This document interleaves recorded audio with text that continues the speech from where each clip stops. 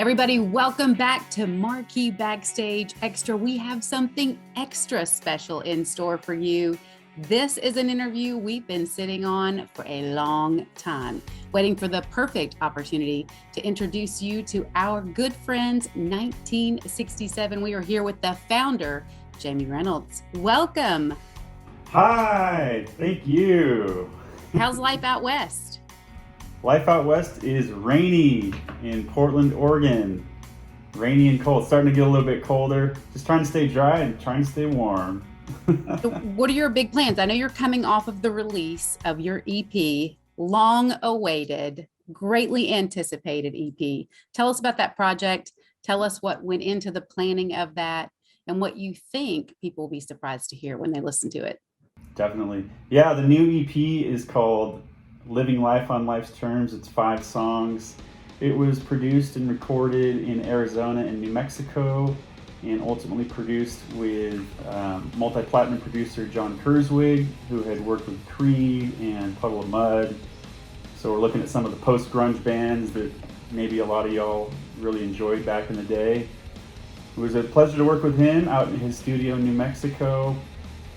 So we did everything out there. That was back in about 2018, 2019 or so.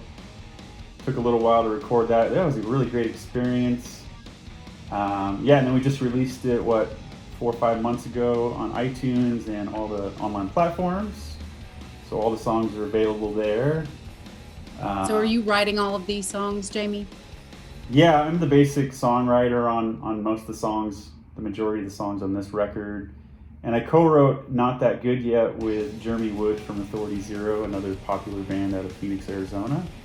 So that was a great experience with him co-writing. And we just did a tour for promoting this release back in late September through Oregon and Washington. We did 5 dates in a row. We got another one coming up in late January. We're gonna do the same run, Portland all the way up to northern Washington State, up near Bellingham and Seattle. So that's coming up right now, and we're still promoting this release online and getting the word out, getting our mailing list numbers up, and just marketing the heck out of everything. Trying to have fun doing it and doing some rehearsals and writing some new music, actually. Any anticipation of when new music would follow? I think we're focusing on this new release for sure, but I'm certain that you've got plans for 2022 and kind of trying to see where you're going to take this tour. We're going to bring, when you think the perfect time to bring new music might be. Yeah, probably by the summertime is my prediction, and probably hop in the studio sometime in the spring back with John Kurzwig. So we'll probably have a dozen songs or more for that one. It should be fun. Tell me which track of the 5 on the EP are most personal to you. I'd say the most personal track on the new EP is Uncle Dan, because I wrote that about a good friend of mine, Uncle Dan White. Is a guy who was a big music supporter with prior bands that I was in. I sort of grew up with him, I guess, a little bit. He was one of my best friend's uncles. And he ended up getting ALS, gosh, it was probably 8, 9, or 10 years ago, and ultimately passed on, unfortunately, from the disease. Yeah, and the last tour we did, we raised some money for ALS, so that was nice. I loved it. I loved every bit of that when I was reading about what you were doing when you were finally able to get back out and connect with your fans and your music. And that's a great way to really show your heart and what truly means something to you. And that's definitely caring about other people and giving back for sure. Was that an experience in your life that you've used to connect to other people outside of just songwriting?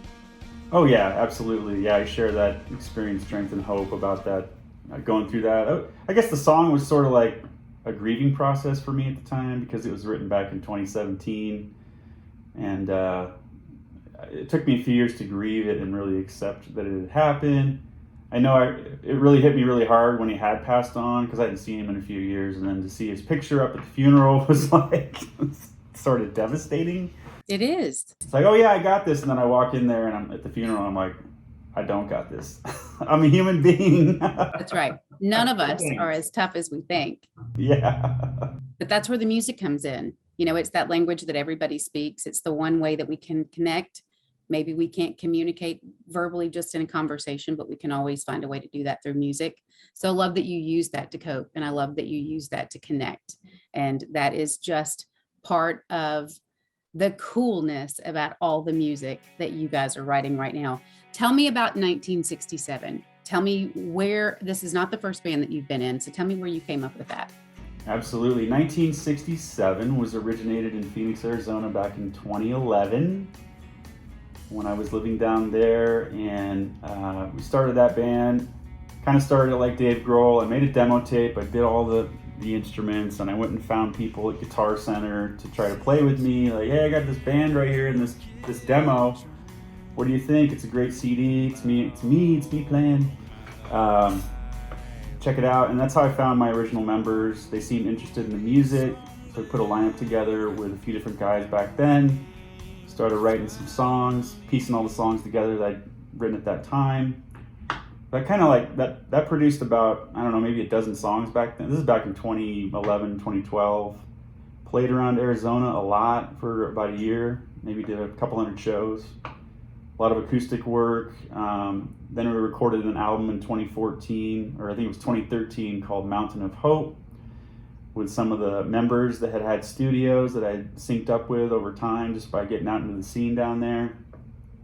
And the name came up. The name we came up with was the birth year of me and Dustin Fallner's brother, they both passed away. Mine passed away in 1998, which is still an unsolved homicide up in Washington State, and then his brother had passed away from suicide.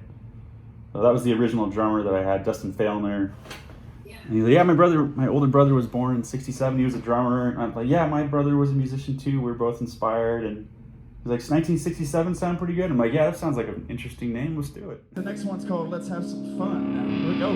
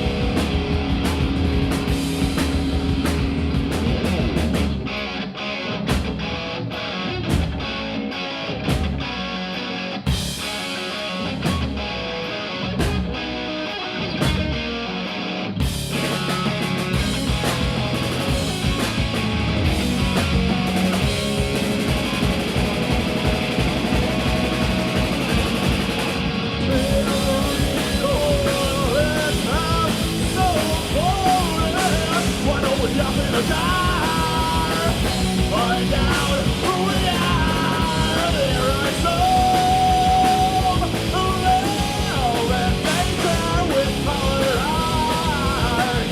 You know who you are. They know, they know, they know, they know, they know.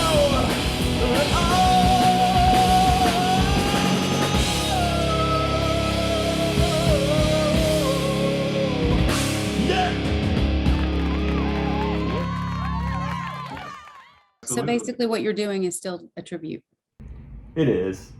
It really is. I even play some of Jeff's music. I play Jeff's music too, still to this day.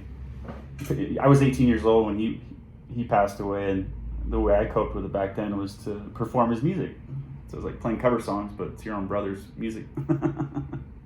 So if he was on stage with you, Yeah, I did perform with him and in his band before he passed away. I was in his band for about 4 months before that had happened to him. So that was cool. I was grateful for that time.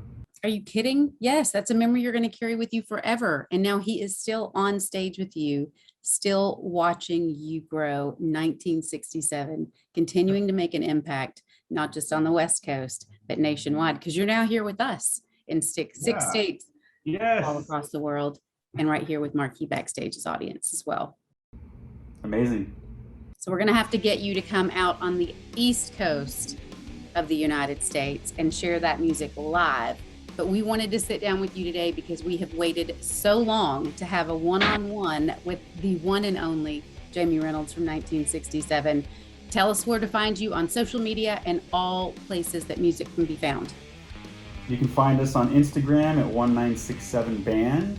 Same with Twitter and Facebook as well. And 1967band.com is our website, is where you can sign up on our mailing list and be directed towards all of our music buying links. And you can find us on YouTube as well. YouTube.com/JKR Prozac, JKR PROZACK. Well, we need to listen to lots more music from 1967. You guys stay tuned. Follow them everywhere you can find them. Jamie, thank you so much for your time. And it was a pleasure to have you on Marquee Backstage Extra. Pleasure's all ours. Thank you so much. Thanks, Jamie.